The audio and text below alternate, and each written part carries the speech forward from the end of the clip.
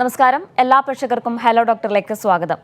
ആരോഗ്യവും ആയുർദൈർഘ്യവും വർദ്ധിപ്പിക്കാൻ പ്രാണനെ താങ്ങി നിർത്തുന്ന ഹൃദയത്തെ രോഗാതുരതയിൽ നിന്ന് സംരക്ഷിക്കാം. ഇന്ന് സെപ്റ്റംബർ 29 നിങ്ങളുടെ ഹൃദയത്തിന് മാത്രമായ ദിനമാണ്. ഹൃദയധമനി രോഗങ്ങൾ മൂലം ഭൂമുഖത്ത് 18.6 ദശലക്ഷം പേർ വർഷം തോറും മരണമടയുകയാണ്. ഇന്ന് ഈ ഹൃദയ ദിനത്തിൽ ഹലോ ഡോക്ടർ ചർച്ച ചെയ്യുന്നത് ഹൃദയാഘാതവും ഹൃദയസ്തംഭനവും അടിയന്തര പരിചരണവും എന്ന വിഷയമാണ്. പ്രേക്ഷകരുടെ സംശയങ്ങൾക്ക് മറുപടി പറയാനായി ഇന്നിവിടെ എത്തിയിട്ടുള്ളത് അങ്കമാലി ലിറ്റിൽ ഫ്ലവർ ഹോസ്പിറ്റലിലെ കാർഡിയോ തൊറാസിക് സർജനായ ഡോക്ടർ AK റഫീഖാണ്. സ്വാഗതം ഡോക്ടർ ഹലോ ഡോക്ടറിലേക്ക്.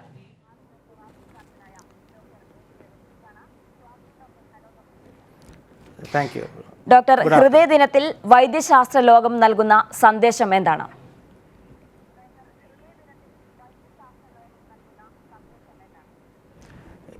ഇന്ന് സെപ്റ്റംബർ 29 വേൾഡ് ഹാർട്ട് ഡേ ആണ്. വേൾഡ് ഹാർട്ട് ഡേ ഡിക്ലെയർ ചെയ്തേക്കുന്നത് നമ്മൾ വേൾഡ് ഹാർട്ട് ഫെഡറേഷനാണ്.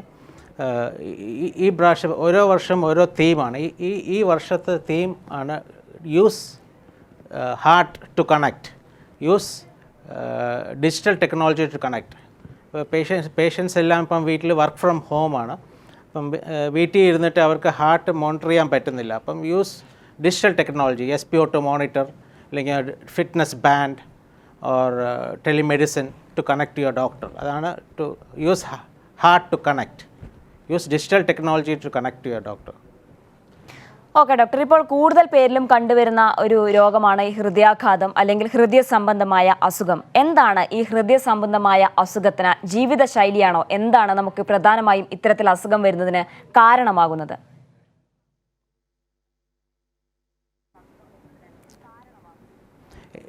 ഇപ്പം ഈ കൊറോണ പാൻഡമിക് വെച്ച് നോക്കുമ്പോഴേക്ക് കുറേ ഇപ്പം എല്ലാം വർക്ക് ഫ്രം ഹോമാണ്. ഹോസ്പിറ്റലിൽ പോകാൻ പറ്റുന്നില്ല. പേഷ്യൻസ് ഡോക്ടേഴ്സിനെ കാണാൻ വേണ്ടി പോകാൻ പറ്റുന്നില്ല. സ്ട്രെസ്സ് കൂടുതലാണ്. കൂടുതൽ eating, over eating, lack of exercise, lack of sleep and ഒരുപാട് ജങ്ക് ഫുഡ് കഴിക്കുകയാണ്. സ്മോക്കിംഗ്, ഡയബറ്റിസ്, ഒരുപാട് കോസസ് ഉണ്ട് ഈ ഹാർട്ട് അറ്റാക്ക് വരാൻ ചാൻസ് ഉള്ളത്. ഈ ഹാർട്ട് അറ്റാക്ക് പ്രധാനമായും ഏത് പ്രായത്തിലുള്ള ആൾക്കാരെയാണ് ഡോക്ടർ ബാധിക്കുന്നത്?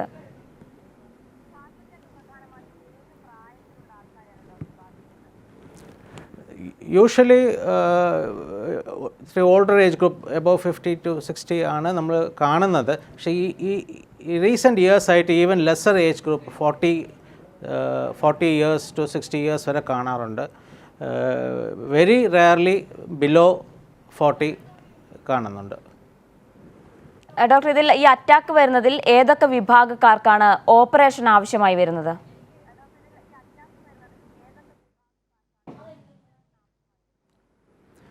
എല്ലാ പേഷ്യൻസിനും ഓപ്പറേഷൻ ആവശ്യം വരില്ല.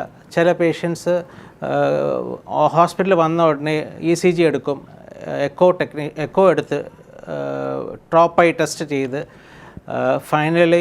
ഫൈനലി ആൻജിയോഗ്രാം ചെയ്ത് ആൻജിയോഗ്രാമിൽ more than 2 vessels or severe heart failure, heart functioning കുറവാണ്, ഇല്ലെങ്കിൽ സ്റ്റെൻറ്റ് ചെയ്യാൻ പറ്റാത്ത വെസൽസ് ഉണ്ട്. അങ്ങനത്തെ പേഷ്യൻസേ നമ്മൾ സർജറിക്കേക്ക് വരുള്ളൂ. ഇല്ലെങ്കിൽ ഹാർട്ടിൽ മേജർ രക്തക്കുഴൽ like left main disease or stent ചെയ്യാൻ പറ്റാത്ത long lesions, patients who are diabetic, ഇങ്ങനത്തെ പേഷ്യൻസാണ് കാർഡിയോളജിസ്റ്റ് ഡിസൈഡ് ചെയ്യുന്നത് സർജറി വേണമെന്ന്. അങ്ങനത്തെ പേഷ്യൻസേ സർജറിക്ക് വരുള്ളൂ. ഡോക്ടർ, എന്താണ് ഈ പ്രധാനമായും അറ്റാക്കിൻ്റെ ലക്ഷണങ്ങൾ എന്തൊക്കെയാണ്? ഏത് ലക്ഷണങ്ങൾ കാണിക്കുമ്പോഴാണ് നമ്മൾ ഡോക്ടറെ സമീപിക്കേണ്ടത്?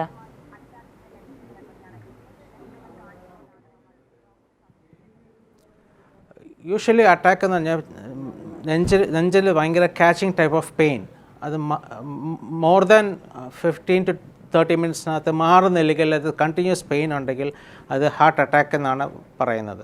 യൂഷ്വലി പെയിൻ ചെസ്റ്റിൻ്റെ തൊട്ട് ബാക്കിലൊരു ഗ്രിപ്പിംഗ് ടൈപ്പ് അല്ലെങ്കിൽ ഇങ്ങനെ കാച്ചിങ് ടൈപ്പ് പെയിൻ ആയിരിക്കും. ഈ പെയിൻ കയ്യിലേക്ക് വ്യാപിക്കും, സ്വെറ്റിംഗ് കാണും, ചിലപ്പോൾ വോമിറ്റിംഗ് കാണും. അപ്പോൾ നമുക്കൊരു ഹാർട്ട് അറ്റാക്കിൻ്റെ ഒരു ഫീലിംഗ്, നമുക്കൊരു ഫിയർ മനസ്സിൽ വരും. ഡെഫിനറ്റ്ലി ഹോസ്പിറ്റലിൽ പോയി കാണിക്കണം. ഹോസ്പിറ്റലിൽ പോയി ട്രീറ്റ്മെൻറ്റ് ഉടനെ എടുക്കണം, preferably within the first hour. Okay doctor, നമുക്കൊരു പ്രേക്ഷകനുണ്ട് ഡോക്ടർ, സംശയം ചോദിക്കാനായി വിളിച്ചിട്ടുണ്ട്. കോഴിക്കോട് നിന്നും മനോജാണ്. മനോജ്, എന്താണ് സംശയം? ഡോക്ടറോട് ചോദിച്ചോളൂ. Hello sir. ഹലോ ചോദിച്ചോളൂ, ഡോക്ടർക്ക് കേൾക്കാം. ആ ഹലോ ഹലോ, കേൾക്കാം, പറഞ്ഞോ. ഹലോ സാറേ, കേൾക്കാം. മനോജ്, ഡോക്ടർക്ക് കേൾക്കാം. മിസ്റ്റർ മനോജ് പറഞ്ഞോളൂ. ആ ഇടത്ത് സൈഡത്ത് പിന്നെ തൊടുമോ ഹലോ. ചില സമയത്ത് ചെറിയ വേദന വരുന്നേ ഇടത്ത് സൈഡിൽ നിന്ന്. ആ എനിക്ക് ഇടത്ത് സൈഡിൽ നിന്ന് ചില സമയത്ത് കൈ കൊണ്ട് തൊടുമ്പോ ചെറുങ്ങനെ വേദന വരിക. അത് ഇപ്പൊ ഒരു മാസത്തിൽ യൂഷ്വലി അങ്ങനെ തൊടുമ്പോൾ ഉള്ള വേദന ഹാർട്ട് റിലേറ്റഡ് ആയിരിക്കില്ല.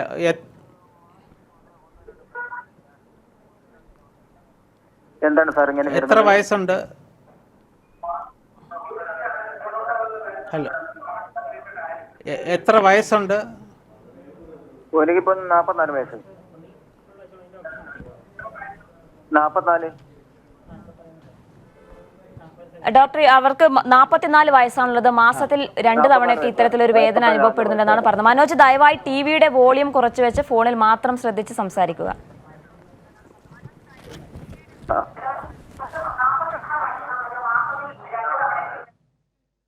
ഡോക്ടർക്ക് കേൾക്കാമോ? ഹലോ, ആ പറഞ്ഞോളൂ. 40 വയസ്സുള്ളത് യൂഷ്വലി ഹാർട്ട് സംബന്ധമായിരിക്കില്ല. അത് ലോക്കൽ മസിൽ പെയിൻ വല്ലതും ആയിരിക്കും, not related to. Okay doctor, ഏതായാലും ആ കോൾ ഡ്രോപ്പ് അടുത്തുള്ള ആശുപത്രി ഇപ്പോൾ ECG എടുത്ത് നോക്കിയാൽ നമുക്ക് അറിയാൻ പറ്റും. ശരി ഡോക്ടർ, നമ്മൾ നേരത്തെ പറഞ്ഞുകൊണ്ടിരുന്നത് അറ്റാക്കിന്റെ പ്രധാനമായും ലക്ഷണങ്ങൾ എന്തൊക്കെയാണെന്നാണ്. ഇപ്പോൾ ഡോക്ടർ പറഞ്ഞു, ഇത്തരത്തിൽ എന്തെങ്കിലും ലക്ഷണങ്ങൾ കാണിക്കുമ്പോൾ 1 മണിക്കൂറിനുള്ളിൽ നമ്മൾ ഡോക്ടറെ കാണണം എന്ന് പറഞ്ഞിട്ടുണ്ട്. അത് പ്രധാനമായും അറ്റാക്ക് ആണോ? ഈ നെഞ്ചുവേദനയൊക്കെ കൂടുതലും ഉണ്ടാകുന്ന ആൾക്കാർക്ക് അത് ഗ്യാസ് ആണോ, അല്ലെങ്കിൽ എന്തെങ്കിലും ഹൃദയ സംബന്ധമായ അസുഖമാണോ, അറ്റാക്കിന്റെ ലക്ഷണമാണോ എന്ന് തിരിച്ചറിയാൻ കഴിയാതെ വരുന്ന ഒരു സമയം ഉണ്ടാകും. അപ്പോൾ ഏത് ലക്ഷണങ്ങൾ കാണിക്കുമ്പോഴാണ് നമ്മൾ പ്രധാനമായും ഡോക്ടറെ സമീപിക്കേണ്ടത്? ഒപ്പം തന്നെ ഈ സ്ത്രീകൾക്കും പുരുഷന്മാർക്കും അറ്റാക്ക് ഉണ്ടാകുന്നത് വ്യത്യാസമുണ്ടോ?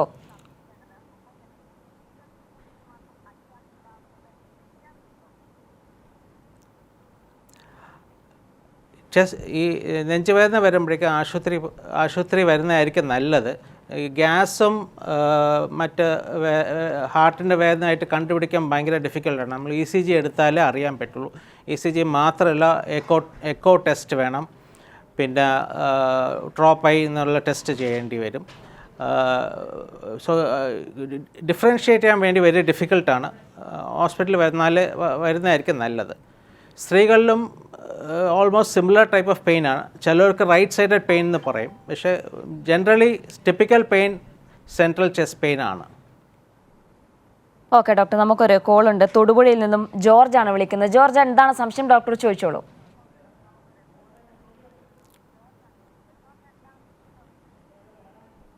ജോർജ്, കേൾക്കാമോ? ഡോക്ടർ, ആ കോള് ഡ്രോപ്പ് ആയി. ഏതായാലും നമ്മൾ ഈ ഡോക്ടർ അറ്റാക്കിന്റെ ലക്ഷണങ്ങൾ പറഞ്ഞു വരികയാണെങ്കിൽ ഒരു പരിധിയിൽ, ഒരു സമയത്തിൽ കൂടുതൽ ഇത്തരത്തിൽ ലക്ഷണങ്ങൾ കാണിക്കുമ്പോൾ നമ്മൾ ഡോക്ടറെ സമീപിച്ചാൽ മതിയോ?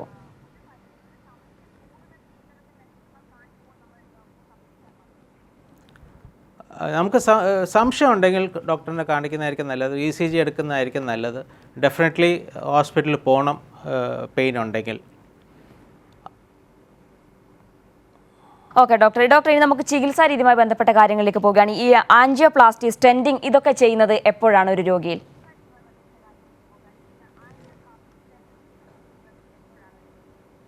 പേഷ്യൻ്റ് ഹോസ്പിറ്റലിൽ വരുമ്പോഴേക്ക് ആദ്യം എടുക്കുന്നത് ECG ആയിരിക്കും. രണ്ടാമത് ട്രോപ്പൈ എന്ന് പറഞ്ഞ ടെസ്റ്റ് എന്ന് പറഞ്ഞാൽ ബ്ലോക്ക് വല്ലതും ഉണ്ടോ ഇല്ലെന്ന് അറിയാൻ വേണ്ടിയുള്ള ടെസ്റ്റാണ്. അറ്റാക്ക് വരുന്നുണ്ടോ എന്നുള്ള അറിയാനുള്ള ടെസ്റ്റാണ് ട്രോപ്പൈ. പിന്നെ എക്കോ ടെസ്റ്റ് ചെയ്യും. അപ്പോൾ ഇതിലൊക്കെ എന്തെങ്കിലും പോസിറ്റീവ് ആണെങ്കിൽ, അറ്റാക്ക് എന്ന് കൺഫേംഡ് ആവുകയാണെങ്കിൽ നേരെ ആൻജിയോഗ്രാം ചെയ്യാൻ വേണ്ടി കാത്ത് ലാബിൽ കൊണ്ടുപോകും. കാത്ത് ലാബിൽ കൊണ്ടുപോയി കഴിഞ്ഞിട്ടാണ് ഈ ആൻജിയോപ്ലാസ്റ്റി നമ്മൾ ഡിസൈഡ് ചെയ്തത്. ആൻജിയോഗ്രാം ചെയ്ത് കഴിഞ്ഞിട്ട് എവിടെയൊക്കെ ആ ബ്ലോക്ക് ആണെന്ന് കണ്ടുപിടിച്ചിട്ട് പ്രൈമറി ആയിട്ട് ഏത് രക്തക്കുഴലാണ് പുനലൂരിൽ നിന്നും വിജയചന്ദ്രനാണ് ഡോക്ടർ. ആ പ്രേക്ഷകന്റെ സംശയം എന്താണെന്ന് നോക്കിയിട്ട് മടങ്ങി വരാം. വിജയചന്ദ്രൻ, എന്താണ് സംശയം? ഡോക്ടറോട് ചോദിച്ചോളൂ. സാറേ, പിന്നെ ഞാൻ 11 വർഷമായി എനിക്ക് ക്യാൻസർ പിടിപെട്ടു. എൻ്റെ ലെഫ്റ്റ് സലിവറി ഗ്ലാൻഡ് റിമൂവ് ചെയ്തു. പിന്നെ എനിക്ക് 2 ഹെർണിയയുടെ സർജറി നടത്തി. അതിനുശേഷം മറ്റ് പ്രശ്നങ്ങളൊന്നും ഇല്ലാതെ ഇരിക്കുകയായിരുന്നു. ഇപ്പോൾ 1 മാസമായി എനിക്ക് ഈ വലത് നെഞ്ചിന്റെ അടിയിൽ നിന്ന് ഒരു 2 ഗോലിയുടെ അത്രയും ഒരു ശ്വാസം പിടിക്കുമ്പോഴും ചുമയ്ക്കുമ്പോഴും മേപ്പോട്ട് വന്ന് എൻ്റെ ചെസ്റ്റിൽ ഇരിക്കുന്നു. പിന്നെ അത് അവസാനം എനിക്ക് ബോധമില്ലാതൊക്കെ വീഴുന്നു. ഇപ്പം ഞാൻ ആശ്രമത്ത് മെഡിക്കൽ കോളേജിൽ ചികിത്സയിലാണ്. പിന്നെ അസുഖങ്ങൾ ഇതുവരെയ്ക്കും കണ്ടുപിടിച്ചില്ല.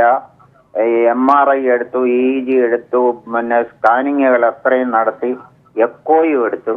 ഈ സംഭവങ്ങൾ ഇതുവരെയ്ക്കും അസുഖങ്ങൾ കണ്ടുപിടിച്ചിട്ടില്ല. ഇനിയിപ്പോൾ വെള്ളിയാഴ്ച വീണ്ടും പോയി കാർഡിയോളജിയെ ഒന്നുകൂടെ കാണണം, പിന്നെ ഗ്യാസ്ട്രോയെ കാണണമെന്ന് പറയുന്നു.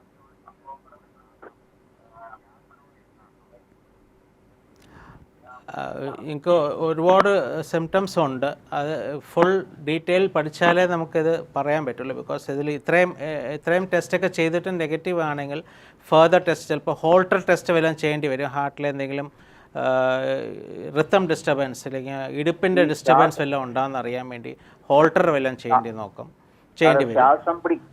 ശ്വാസം പിടിക്കുമ്പോൾ മേപ്പോട്ട് ശ്വാസം പിടിക്കുമ്പോൾ ഈ കുമിള പോലെ വന്ന് ഇടിക്കുക.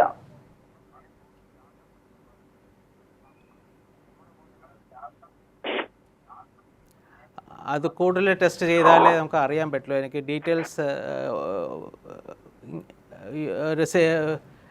എന്തൊക്കെ സ്കാൻ ചെയ്തു, എന്തൊക്കെ ടെസ്റ്റ് ചെയ്തു, അതിൻ്റെ റിപ്പോർട്ട്സ് എല്ലാം കണ്ടാലേ നമുക്കത് പറയാൻ പറ്റുള്ളൂ. ശരി വിജയചന്ദ്രൻ, ഏതായാലും അദ്ദേഹം പറഞ്ഞത് ഒരുപാട് ലക്ഷണങ്ങൾ വിജയചന്ദ്രനെ കാണിക്കുന്നത് കൊണ്ട് തന്നെ ഡീറ്റെയിൽ ആയി ഒരു ഡോക്ടറെ കണ്ട് എല്ലാ സ്കാനിങ് റിപ്പോർട്ടുകളും എല്ലാ റിപ്പോർട്ടും കണ്ട് മനസ്സിലാക്കിയതിന് ശേഷം മാത്രമേ പറയാൻ സാധിക്കൂ എന്നാണ് ഡോക്ടർ പറഞ്ഞത്. ഡോക്ടർ, ഏതായാലും നമ്മൾ ഈ ചികിത്സാ രീതിയുമായി ബന്ധപ്പെട്ട കാര്യങ്ങളിലേക്കാണ് വന്നത്. ആൻജിയോപ്ലാസ്റ്റിയും സ്റ്റെൻഡിങ്ങും ഇതാണ് നമ്മൾ സംസാരിച്ചു കൊണ്ടിരുന്നത്. ഡോക്ടറിന് തുടരാം.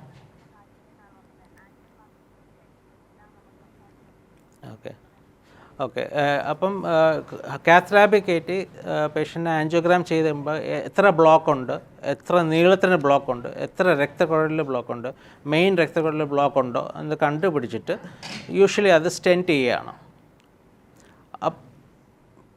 സ്റ്റെൻറ്റ് ചെയ്ത് കഴിഞ്ഞിട്ട് ചില സാഹചര്യമുണ്ട് ഇത് ഫുൾ സ്റ്റെൻറ്റ് ചെയ്യാൻ പറ്റാത്തതെന്ന് പറഞ്ഞാൽ ചിലപ്പോൾ ഒരു രക്തക്കുഴലായിരിക്കും സ്റ്റെൻറ്റ് ചെയ്യുന്നത്, പക്ഷേ 3 രക്തക്കുഴലിൽ ബ്ലോക്കായിരിക്കും. ചില രക്തക്കുഴലിൽ നമുക്ക് ഈ വയർ കടന്നു പോവില്ല, ഫുൾ ടോട്ടലി ബ്ലോക്ക് ആകുമ്പോഴേക്കും വയർ കടന്നു പോവില്ല. ചിലത് ഭയങ്കര കാൽഷ്യമായിരിക്കും, ചിലത് ഹാർട്ട് ഭയങ്കര വീക്കായിരിക്കും, ഹാർട്ടിൻ്റെ പമ്പിങ് വീക്കായിരിക്കും. ഇങ്ങനത്തെ പല ഡയബറ്റിക് പേഷ്യൻസ് ആയിരിക്കും. ഇങ്ങനത്തെ സാഹചര്യത്തിൽ മിക്കവാറും സർജറി സജസ്റ്റ് ചെയ്യും, ആൻജിയോപ്ലാസ്റ്റി ചെയ്യാൻ പറ്റാതെ വരുന്ന സമയത്ത്. ഡോക്ടർ, ഈ സർജറി പ്രധാനമായും ആവശ്യമുള്ളത് ഏത് ഘട്ടത്തിലാണ്? അപ്പോൾ അതിൻ്റെ ഒരു പ്രയോജനം എന്താണ്?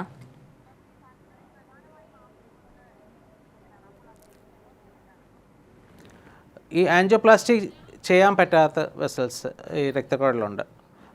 അങ്ങനത്തെ സൂട്ടബിൾ പേഷ്യൻസ് ആയിരിക്കില്ല, ഡയബറ്റിക് പേഷ്യൻസ്, ഞാൻ നേരത്തെ പറഞ്ഞ പോലെ. അപ്പം ഇങ്ങനത്തെ പേഷ്യൻസിന് സർജറി ആയിരിക്കും ബെറ്റർ ഓപ്ഷൻ. ബിക്കോസ് നമുക്ക് മൾട്ടിപ്പിൾ വെസൽസ് ടാക്കിൾ ചെയ്യാം. കൂടുതൽ കോംപ്ലിക്കേറ്റഡ് വെസൽസ്, ലീഷൻസ് ഉള്ള വെസൽസ് നമുക്ക് ടാക്കിൾ ചെയ്യാൻ പറ്റും.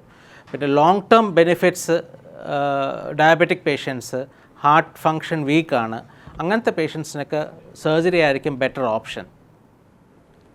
ശരി ഡോക്ടർ, നമുക്കൊരു കോളുണ്ട്. പത്തനംതിട്ടയിൽ നിന്നും രാധയാണ് വിളിക്കുന്നത്. രാധ, എന്താണ് സംശയം? ഡോക്ടറോട് ചോദിച്ചോളൂ. എനിക്ക് നെഞ്ചിനകത്ത് ഒരു അസ്വസ്ഥതയോ അങ്ങനെ എന്തോ ശ്വാസം വിടുമ്പോ ഒരു അസ്വസ്ഥത. എനിക്ക് ഇങ്ങനെ അങ്ങനെ ഇരിക്കുമ്പോ നെഞ്ചിനകത്ത് ഒരു അസ്വസ്ഥത, പിന്നെ മേപ്പോട്ട് ശ്വാസം വലിച്ചു വിടുമ്പോ ചെയ്തോ?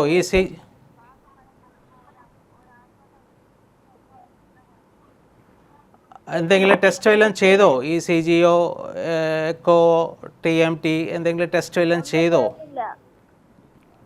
ഡോക്ടറെ, കാർഡിയോളജി ഡോക്ടേഴ്സ് ആരെങ്കിലും കാണിച്ചാൽ? ECG അതൊക്കെ എടുത്തിട്ട് ECG എടുത്തായിരുന്നു, കുഴപ്പമില്ല, കാണിച്ചായിരുന്നു. വേറെ എന്തെങ്കിലും ടെസ്റ്റ് ചെയ്തോ?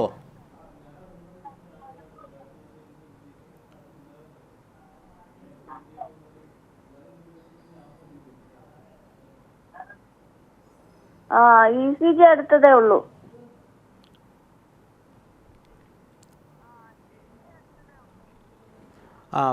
ബാക്കി ടെസ്റ്റ് ചെയ്യണം. നിങ്ങൾ കാർഡിയോളജി ഡോക്ടറെ ആരെങ്കിലും കാണിച്ചിട്ട് ബാക്കി ടെസ്റ്റും കൂടെ ചെയ്താലേ നമുക്കത് കണ്ടുപിടിക്കാൻ പറ്റുള്ളൂ. ഡോക്ടർ, നമ്മൾ ഈ സർജറിയുമായി ബന്ധപ്പെട്ട കാര്യങ്ങളാണ് പറഞ്ഞുകൊണ്ടിരുന്നത്. പ്രധാനമായും ഈ സർജറിയുടെ ഒരു പ്രധാനമായും നമ്മൾ എടുത്തു പറയുകയാണെങ്കിൽ ഹാർട്ടിനൊക്കെ ചെയ്യുന്ന ഒരു സർജറി എന്ന് പറയുമ്പോൾ അതിൻ്റെ വിജയ സാധ്യത അത് എത്രത്തോളമാണ് ഡോക്ടർ?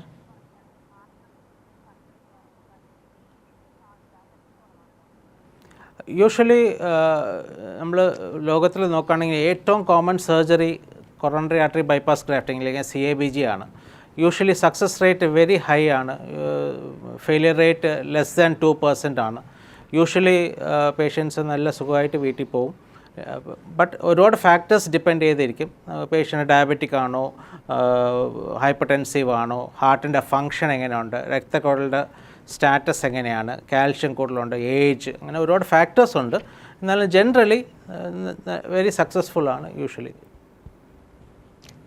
ഒരു കോൾ ഉണ്ട് ഡോക്ടർ. കോഴിക്കോട് നിന്ന് മൊയ്തീനാണ് വിളിക്കുന്നത്. മൊയ്തീൻ, എന്താണ് സംശയം? ചോദിച്ചോളൂ. ഹലോ ചോദിച്ചോളൂ മൊയ്തീൻ, കേൾക്കാം. ഡോക്ടർ കേൾക്കാം. ഹലോ ഹലോ കേൾക്കാം, പറഞ്ഞോളൂ. ഹലോ, എനിക്ക് 2 വർഷമായിട്ട് ഈ പൾസ് വളരെ കുറവാണ്. 40-45 അടക്കാണ് 2 വർഷമായിട്ടുള്ളത്. ചെക്ക് കൂട്ട് ക്ലിയർ ആയില്ല. 40-45 അങ്ങനെയാണ് 2 വർഷമായിട്ട് ഇപ്പം ഉള്ളത് പൾസ്.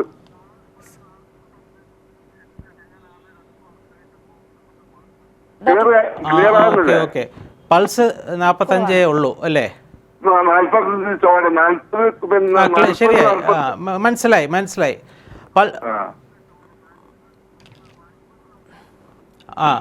അത് ഞങ്ങളൊരു കാർഡിയോളജി ഡോക്ടറെ കാണിച്ചിട്ട് ECG എടുക്കണം, ഹോൾട്ടർ എടുക്കണം. അതിന് എന്തെങ്കിലും ഫർദർ ചികിത്സ ചെയ്യണമെങ്കിൽ അത് രണ്ടും നോക്കിയാലേ അറിയാൻ പറ്റുള്ളൂ. ട്രെഡ്മില്ലും ബാക്കി ഹോൾട്ടർ ചെയ്യേണ്ടി വരും. എന്തെങ്കിലും മരുന്ന് കഴിക്കുന്നുണ്ടെങ്കിൽ അതിൻ്റെയും ആക്ഷൻ ആവാം. ശരി, മൊയ്തീൻ മനസ്സിലായി എന്നാണ് വിചാരിക്കുന്നത്. ഡോക്ടർ, നമ്മൾ ഈ സർജറിയുമായി ബന്ധപ്പെട്ട കാര്യങ്ങൾ പറഞ്ഞു വരുമ്പോൾ പ്രധാനമായും ഈ സർജറി കഴിഞ്ഞ ഒരാൾക്ക് എത്ര നാളിൻ്റെ റെസ്റ്റ് ആവശ്യമുണ്ടോ, ഒപ്പം അവർ മരുന്നുകൾ തുടരേണ്ട ആവശ്യമുണ്ടോ?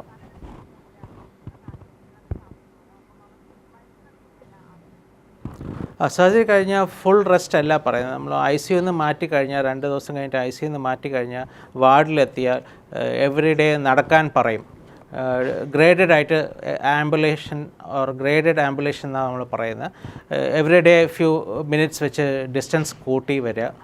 വീട്ടിൽ പോകുമ്പോഴേക്ക് ഇത് നടക്കാൻ ഫ്ലാറ്റ് ഗ്രൗണ്ടിൽ നടക്കാൻ പറ്റും, സ്റ്റെപ്സ് കയറാൻ പറ്റും. ഒരു മാസം 2-3 മാസം ആകുമ്പോഴേക്കും ഒരു 2 to 3 kilometers ഡെയിലി നടക്കാൻ പറയും. സോ ഫുൾ റെസ്റ്റ് അല്ല പറയുന്നത്. അവർക്ക് ജോലിക്ക് ജോയിൻ ചെയ്യണമെങ്കിൽ വിത്തിൻ സെഡൻറ്ററി വർക്കാണെങ്കിൽ 2 monthsനകത്ത് ജോയിൻ ചെയ്യാം. ഫിസിക്കൽ വർക്കാണ്, ഭയങ്കര ഹെവി വർക്കാണെങ്കിൽ അവർക്ക് 3 months കഴിഞ്ഞിട്ട് ജോയിൻ ചെയ്യാം. നമ്മളെപ്പോഴും തിരിച്ച് ജോലിക്ക് റീജോയിൻ ചെയ്യാൻ വേണ്ടിയാണ് നമ്മൾ പറയുന്നത്. ശരി ഡോക്ടർ, നമുക്കൊരു കോൾ ഉണ്ട്. കണ്ണൂരിൽ നിന്നും ശശിധരനാണ്. ശശിധരൻ, എന്താണ് സംശയം? ഡോക്ടറോട് ചോദിച്ചോളൂ.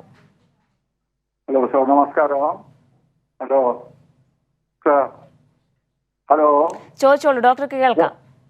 ഹലോ നമസ്കാരം. ഞാൻ ശശിധരനാണ്, കണ്ണൂരിൽ നിന്നാണ് വിളിക്കുന്നത്. എനിക്ക് 8 വർഷമായിട്ട് ഹൈപ്പോട്രോഫിക് കാർഡിയോമയോപ്പതി എന്ന് പറയുന്ന അസുഖമായിരുന്നു. അതിങ്ങനെ ചികിത്സിച്ചുകൊണ്ടിരിക്കുക. ഇടക്കിടക്ക് കൂടുതൽ ബുദ്ധിമുട്ടുണ്ട്. ഇപ്പോഴും ചികിത്സയിലാണ് തുടരുന്നത്. കഴിഞ്ഞ ആഴ്ച ഹോൾട്ടർ വെച്ചു, 3 ദിവസത്തെ ഹോൾട്ടർ വെച്ച് ഡോക്ടർ കാണിച്ചപ്പോ പറഞ്ഞത് 1.5 സെക്കൻഡിന്റെ ഗ്യാപ്പ് കാണുന്നുണ്ട്.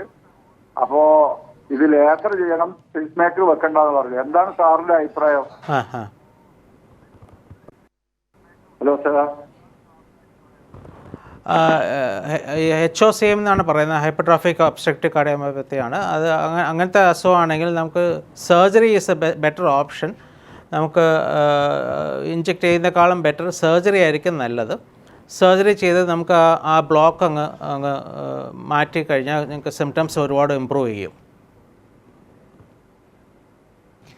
ശരി ഡോക്ടർ, നമ്മൾ ഈ സർജറി ഒക്കെ സജസ്റ്റ് ചെയ്യുമ്പോൾ ഈ സർജറി ചെയ്യാൻ പറ്റാത്ത ഒരു അത്തരത്തിലുള്ള പേഷ്യൻസ് ഒക്കെ ഉണ്ടോ? അങ്ങനെയാണെങ്കിൽ അതിൻ്റെ റിസ്ക് എത്രത്തോളമാണ്? അങ്ങനെ സർജറി ചെയ്യാൻ പറ്റാത്ത ആൾക്കാർക്കുള്ള മറ്റ് ചികിത്സകൾ എന്താണ്?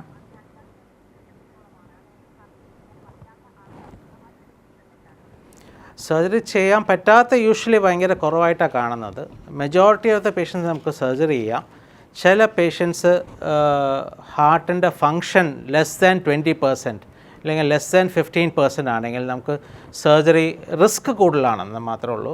സർജറി ചെയ്യാൻ പറ്റാതെ വരുന്നത് ലെസ് ദാൻ 20 or 15% ആകുമ്പോഴേക്ക് മിക്കവാറും നമ്മൾ ഹാർട്ട് ട്രാൻസ്പ്ലാന്റ് ഒക്കെ നമ്മൾ പറയും. സർജറി മിക്കവാറും ഒരു 95% പേഷ്യൻസ് നമുക്ക് ചെയ്യാൻ പറ്റും. ഡോക്ടർ, ഈ സർജറി ഒക്കെ കഴിഞ്ഞതിന് ശേഷം ചെയ്യുന്ന ചില ജോലികൾക്ക്, അതായത് ഇപ്പോൾ പറയുന്ന ഡോക്ടർമാർ നിർദ്ദേശിക്കുന്ന ആവശ്യമുള്ള കാലാവധി എല്ലാം റെസ്റ്റ് എല്ലാം എടുത്തതിന് ശേഷവും അവർക്ക് അധികം ഭാരമുള്ള ജോലികൾ ചെയ്യാൻ പാടില്ല, അങ്ങനെയൊക്കെ ഉണ്ടോ? ഏതാണ് ഈ സർജറി കഴിഞ്ഞ ആൾക്കാർ ഇതൊക്കെ ചെയ്യാൻ പാടില്ല എന്നുണ്ടോ?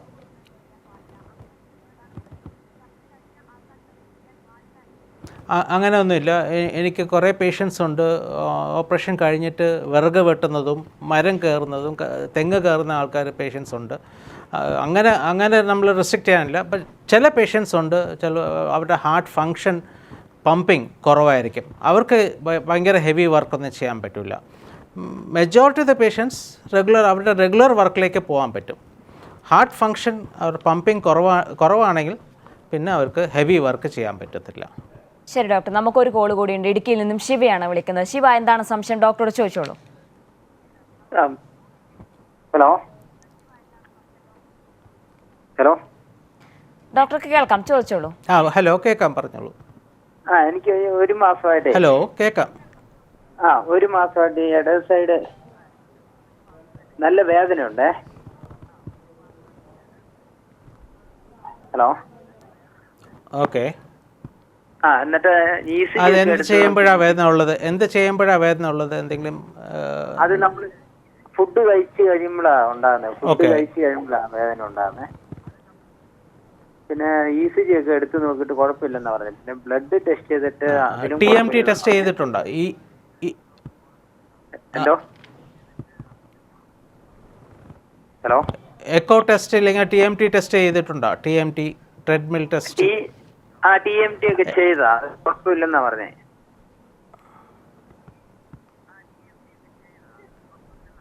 TMT അല്ല, ബ്ലഡ് എക്കോ ടെസ്റ്റ് ചെയ്തായിരുന്നോ? എന്തോ? വ്യക്തമാകുന്നില്ല പറയുന്നത്. എക്കോ ടെസ്റ്റ് ചെയ്തായിരുന്നു? എക്കോ ടെസ്റ്റ് ചെയ്തായിരുന്നു? ഏതാ എക്കോ ടെസ്റ്റ്? രക്തം പരിശോധിച്ചായിരുന്നു ഡോക്ടർ. അവർ എക്കോ ടെസ്റ്റ് നടത്തിയിട്ടില്ല എന്നാണ് മനസ്സിലാക്കുന്നത്. ഓക്കെ. ബാക്കി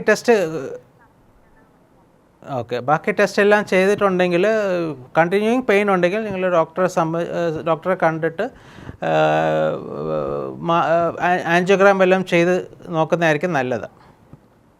ശരി ഡോക്ടർ. ഡോക്ടർ, ഈ ഹൃദ്രോഗം നമ്മൾ തിരിച്ചറിയപ്പെടാൻ വൈകുന്നുണ്ടോ? അതായത് നമുക്ക് പലതരത്തിൽ നേരത്തെ ഓരോരോ സിംറ്റംസ് കാണിച്ച് നമ്മൾ അറിയാതെ പോകുന്നതാണോ ഇങ്ങനെ ഹൃദയത്തിന് നമുക്കൊരു അസുഖമുണ്ട് എന്നുള്ളത്? അങ്ങനെയാണെങ്കിൽ നമുക്ക് ഇടയ്ക്കിടെ എന്തെങ്കിലും ചെക്കപ്പ് ഒക്കെ നടത്തേണ്ട ആവശ്യമുണ്ടോ?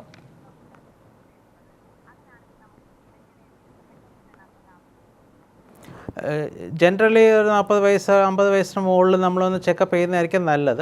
ECG എക്കോ ടെസ്റ്റിലൊക്കെ നമ്മൾ ചെയ്യുമ്പോഴേക്കും നമുക്ക് അറിയാൻ പറ്റും നേരത്തെ വല്ല അറ്റാക്ക് വല്ലതും വന്നിട്ടുണ്ടോ എന്ന്. പിന്നെ ചെറിയ സിംറ്റംസ് ഉണ്ടെങ്കിൽ ട്രെഡ്മിൽ ടെസ്റ്റ് ചെയ്യുന്നതായിരിക്കും നല്ലത്. സോ ഇങ്ങനെ പല ടെസ്റ്റ് ചെയ്യുമ്പോഴേക്കും നമുക്ക് അറിയാൻ പറ്റും നേരത്തെ എന്തെങ്കിലും ബ്ലോക്ക് എന്തെങ്കിലും വന്നിട്ടുണ്ടെങ്കിൽ. കൺഫർമേറ്ററി ടെസ്റ്റ് എന്ന് പറഞ്ഞാൽ ആൻജിയോഗ്രാം ആണ്. ഓക്കെ ഡോക്ടർ, നമുക്കൊരു കോൾ കൂടിയുണ്ട്. കണ്ണൂരിൽ നിന്നും ജനാർദ്ദനാണ് വിളിക്കുന്നത്. ജനാർദ്ദനൻ, എന്താണ് സംശയം? ഡോക്ടറോട് ചോദിച്ചോളൂ.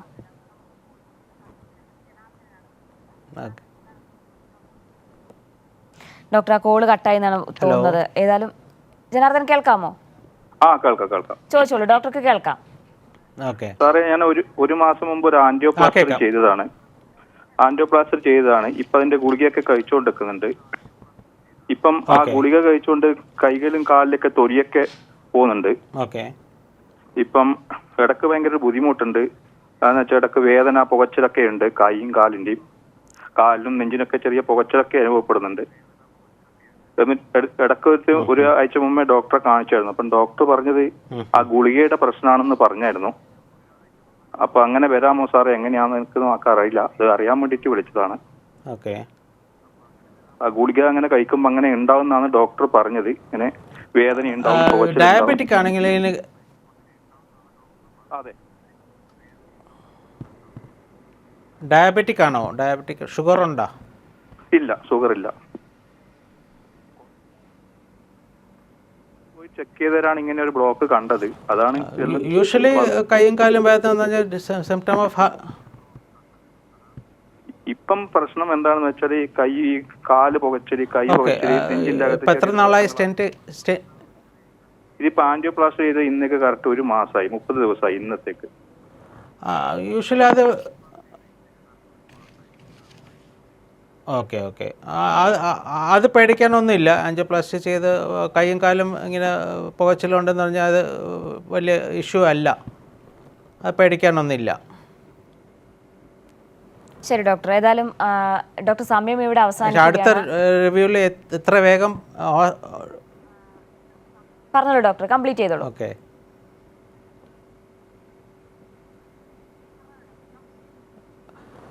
അപ്പോൾ എത്ര വേഗം ഡോക്ടറെ കാണാൻ പറ്റുമെങ്കിൽ അത് ഒന്നുകൂടെ കാണുന്നതായിരിക്കും നല്ലത്. ECG ഒന്നും കൂടെ എടുത്ത് നോക്കിയിട്ട് അത് കുഴപ്പമൊന്നുമില്ലെങ്കിൽ പേടിക്കണ്ട.